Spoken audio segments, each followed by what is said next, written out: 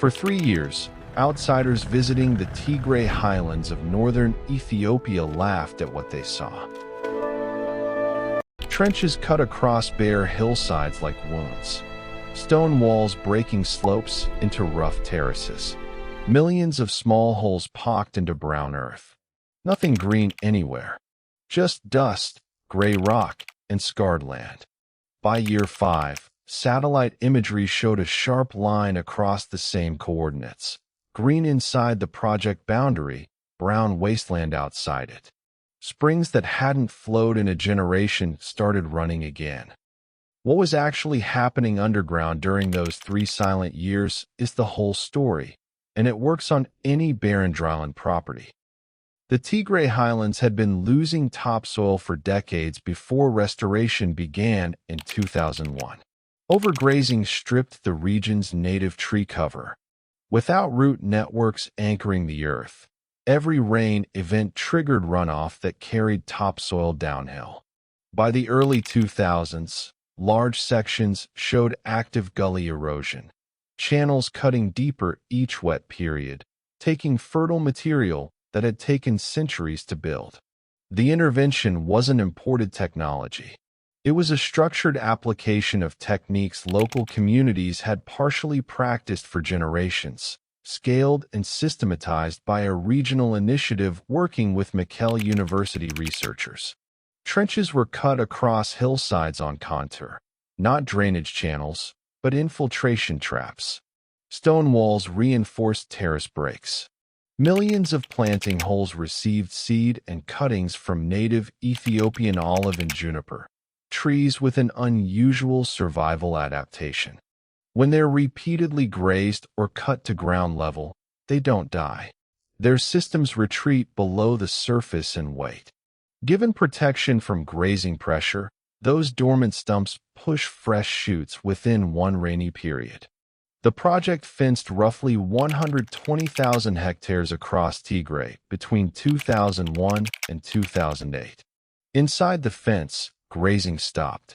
An entire dormant underground forest began waking up.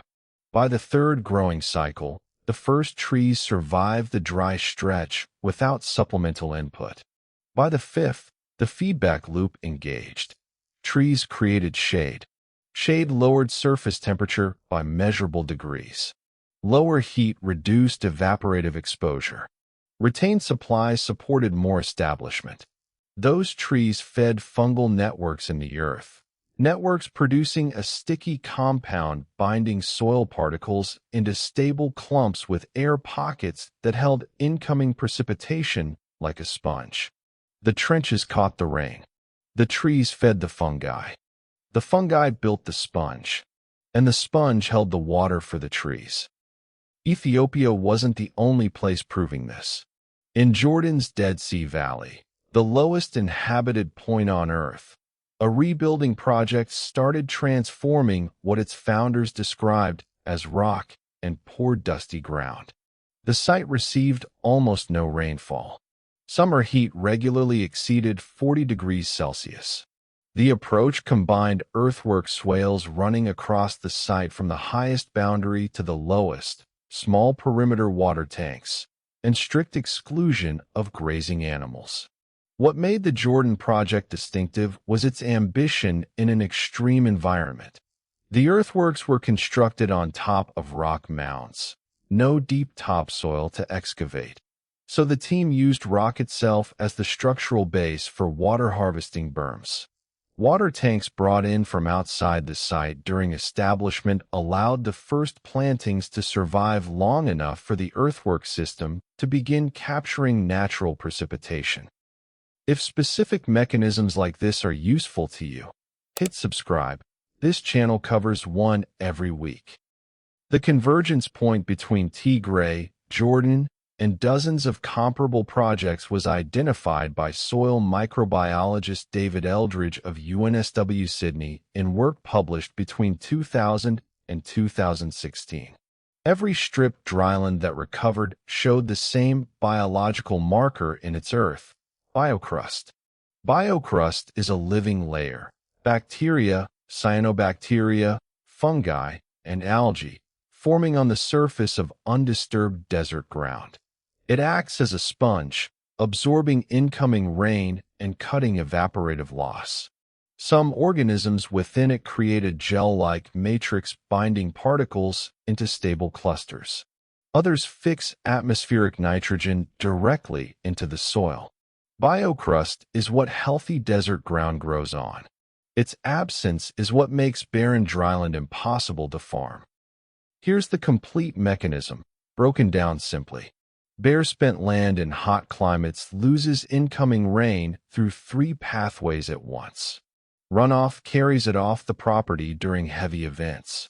Direct evaporation from exposed ground removes what remains between events. And without anchoring systems to hold the earth together, every runoff event strips the thin, fertile layer supporting future growth. The hidden farming approach interrupts all three using one integrated sequence. Physical earthworks, trenches, berms, stone terraces, slow incoming flow, and create holding zones where rain pools long enough to soak in rather than run off.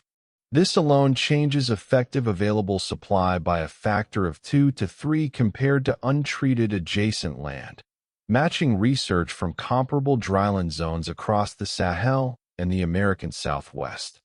Once plants anchor inside those holding zones, their below-surface systems begin breaking the compacted layer below, the hard pan that forms on exhausted land and blocks downward water movement. As those systems die and decompose, they leave channels that incoming supply uses to reach lower earth layers. This mirrors the mechanism measured in Kansas State University's 12-year no-till trials and in Israel's Negev buried emitter research, decomposition building the capillary network that compaction destroyed. Above ground, establishing canopy creates shade. In Tigray, Mekelle University researchers measured surface temperatures 5 degrees Celsius lower inside the project boundary than in equivalent unprotected zones during peak summer heat. That temperature gap directly reduced evaporative exposure. Extending the window available supply stayed accessible after each rain event. Finally, fungi colonizing the below-surface systems of establishing trees produced glomalin, the sticky biological substance David Eldridge's work identified as the glue binding soil particles into water-holding aggregates. Each element triggers the next. The system builds itself. This isn't just happening in ancient deserts overseas. It's happening on American high desert land right now. In southwest Colorado's San Juan Mountains, at 7,300 feet elevation on high desert acreage, a 5-acre rebuilding project beginning in September 2020 demonstrated the same progression on American land. Sagebrush cleared first, the dominant species on spent high-altitude dryland. Rocks removed by hand over several months using only a shovel and wheelbarrow. Horses brought onto the cleared acreage produced between 35 and 50 pounds of manure each per day, adding the biological material that Tigray's project had obtained from plant matter and Jordan had sourced through external inputs. Native dryland pasture grass seed spread before the first snowfall, using snowmelt for natural germination. Mulch applied to every section of bare earth to hold what incoming precipitation the property received.